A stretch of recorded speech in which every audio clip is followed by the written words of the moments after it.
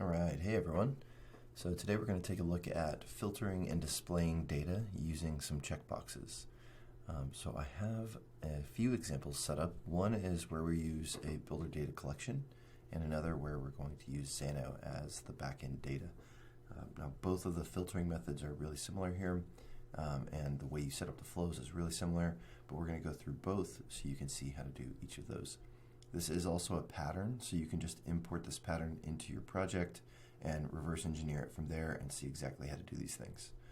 Let's start, just take a look at how it works in the front end. So I'll click on this link, and we can see when we start we have these 5 options. Now I can use the normal search in addition to this, so like for instance I'll type in MARK and it's going to find that, or I can type in DOG and it will find those dogs. But I can also come over here and check these boxes. So if I uncheck cat, those go away. If I uncheck hamburger, those go away. If I uncheck that one, everything goes away. And I can check those back how I want to, and they'll show up.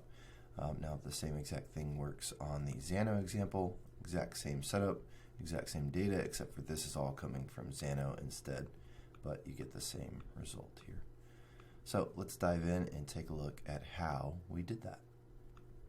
Okay, so over in the studio, when you import the pattern, you're going to have these 3 different pages. This is the home page, and I'll zoom in a little bit here. So this is the home page over here. So this is what displayed when we first started the video. And these links simply open up. They're just links, so they just open up /Bildr collection and /Xano API, and then those use URL routes, which are over here on the left side of the project panel. So if I go here to URL routes, I can see /Bildr collection goes to this page, and Xano API goes to this page. And those 2 pages, Bildr collection filtering and Xano filtering, are here and here. So these are the 2 pages we're going to be looking at. So let's take a look at how this works. If I click on something on this page, and then first I'm going to go over to flows so we can see how it's set up whenever the page loads. So I'll go to the page load flow, and we can see that it runs a page binding. Now I also have a set focus action here, so that way we can set the focus, the cursor focus, into this search input, so that way when the user begins they can just like immediately start typing if they want to. But let's take a look at the page binding. So the page binding does 2 things. It runs the normal page binding action, and the page binding action is going to look at any elements that are on the page that have the data tab set up. So if you have an input or a grid, and like over here this data tab was set up to get data from something, then that data bindings action is what's going to run that. So let's go back over to page load, back over to page binding, and you notice when I clicked on page binding, it's actually opened the page binding flow over here. That's because it's a nested flow. You can always tell it's nested flow by the orange highlight here. You can tell that it's a nested flow. So it's another flow inside of that one. So after it runs the page bindings, it then runs this other nested flow called set people into grid. So if I click on that one, you'll see again it selects the correct flow over here, and on the right I have 3 condition actions, and then a value that sets into the, an action that sets the value into the grid. So let's take a look at what each of these things does. So each of these conditions, you can see that's looking at this checkbox on the page, this checkbox element, which is corresponding to this element here. Right? So if we zoom in a little more, you can see these checkbox elements: cat, dog, hamburger. You can also go to the elements tab and we can see cat checkbox, dog checkbox, hamburger checkbox. Those are going to correspond here. So the test value 1, what it's doing is it's looking inside of that checkbox, and it's seeing if that value of that checkbox equals 1. And if it does, then we're going to filter the cats. If it doesn't, we're going to clear the cats. So what the clear cats does is exactly what it says. I'll click on this, and that will open it up.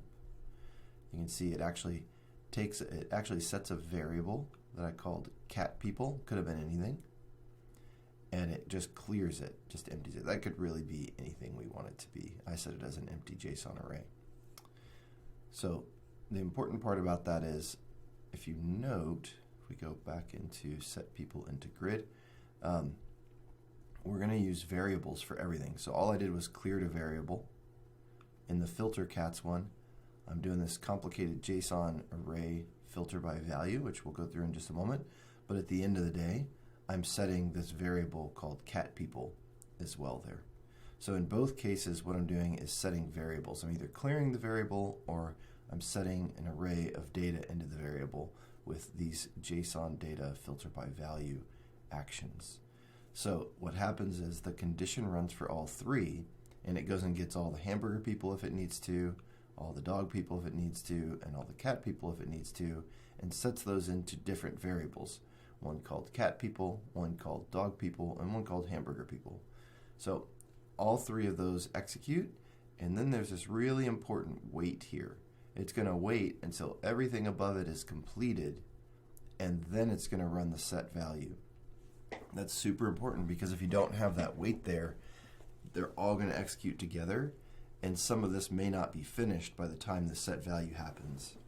And what the set value does is it merges those together. So to do a merge, you change the type to merge. So if I scroll down, under data, go merge. Okay, and merge, what it's doing is it's expecting you to provide it with a set of JSON arrays. Now, Bildr data collections are automatically JSON arrays. Some API responses will automatically be JSON arrays. But in this case, we've already taken all of our information and just set them into variables. So by filtering the list of data just by people that are cats and setting it into a variable called cat people, we already now have a variable that has a JSON array in it. Same thing with dog people, same thing with hamburger people. So what this is doing is it's merging those three things together.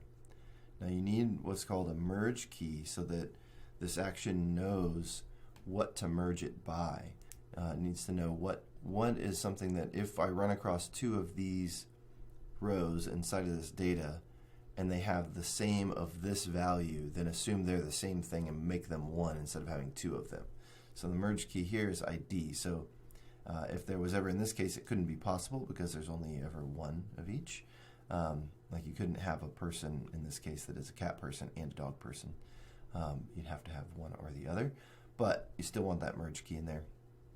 And then the sort, this is actually a field ID. So I'm manually sorting JSON arrays, but this I want it to sort by a particular value inside of there. And what I want it to sort on is this ID of a field in Bildr. I want it to sort based on a field. Now, in our normal data collection setup or current record field value, these kind of things, the sort is going to be a field selection. So you can just select the field from the collection. You don't have to get the ID. But sometimes you do need the ID. Some paths, for instance, require IDs, and you need to be able to go get those. So you can really easily get them from the data collections, which I'm going to go over here on the left, open up data collections, open up the people collection, and we have these different columns. If I click on a column, you can see the field ID is right here. We even make it super easy for you to copy, so you can just click that copy button. In our case, we're sorting it by this type. And we want it sorted by the type so that way it's organized in that order. And this is the data collection, so it was really easy to set up. I just added two fields, name and type, and I just manually entered the data. Did the exact same thing in Xano, just created a new data collection over there and just manually created the data and got the API information from Xano to do that. So I'll close this and we'll come back. So now let's look at really one of the only complex parts, which is that JSON array filtering action. So this is a really, really powerful action. You can do some fun stuff with it. And let me add a new one so you can kind of see a little more easily. Transform by value. I Okay, so let's just look at the arguments overall. And there is documentation on this.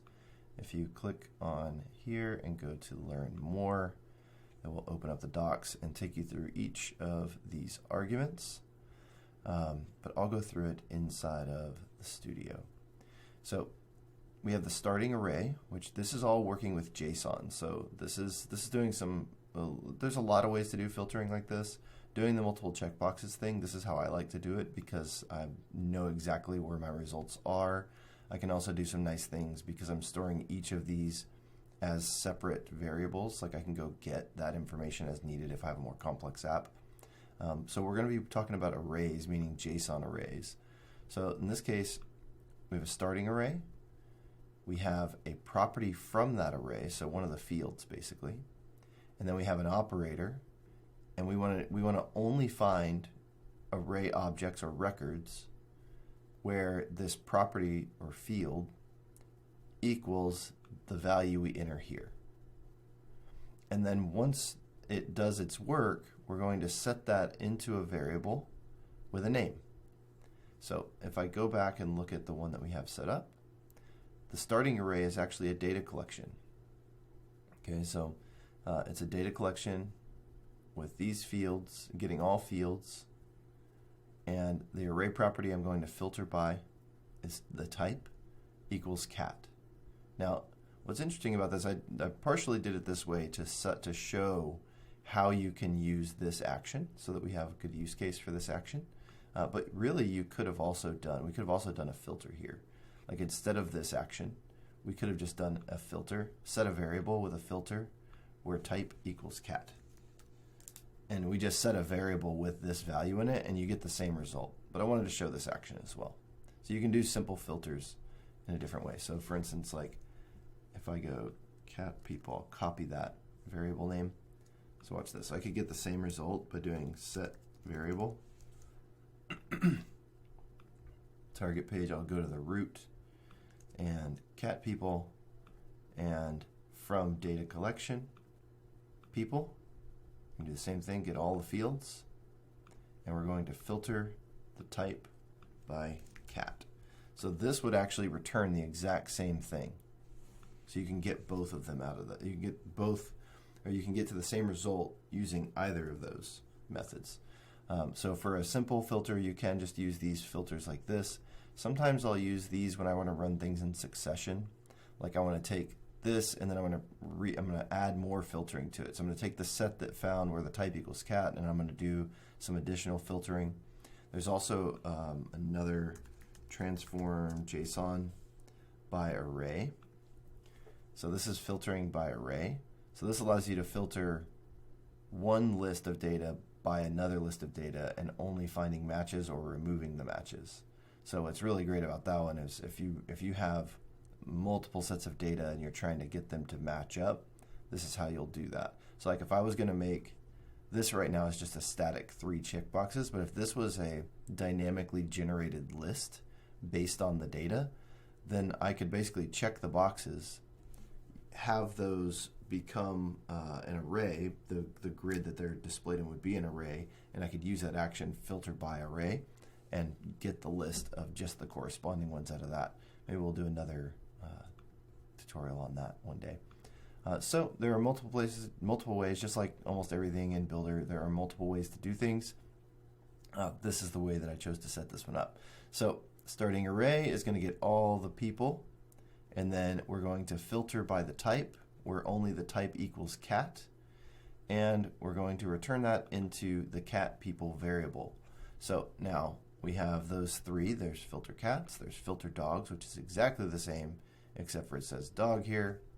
And then we have hamburgers, which is exactly the same, except for we have hamburger here, and their variable names are hamburger people, cat people, and dog people. Now, once those all run, if you remember, the last step is that it sets the value and merges those 3 variables together. So now we're going to have just the set that was found, and if one of the boxes is unchecked, it will clear out one of those variables. So if dogs is unchecked but cats and hamburger are checked, then what we're going to end up with is cat people has some things, dog people is unchecked, so it has nothing in it, and then hamburger people has some things, and so it's going to return just the cat and the hamburger people during this merge. So that's how that works. Now the last step here is on this checkbox, on the event, we just run the set people into grid on change, because remember, it's checking the value. So if the user unchecks that box, then that means that this is going to find unchecked, so it's not going to equal 1, so it's going to run through the clear cats. Which, by the way, you could put 1 true on. We'll kind of handle all the different types of values that checkboxes can do automatically for you there. So that's how that works. So if I go and we look at the, here, let's go back here. Go one more time just so you can kind of see that in action again. So again, when I uncheck, remember it runs through that action, that flow. So that runs through this flow here. So it just went and ran through all 3 of these again, then set it, and because I unchecked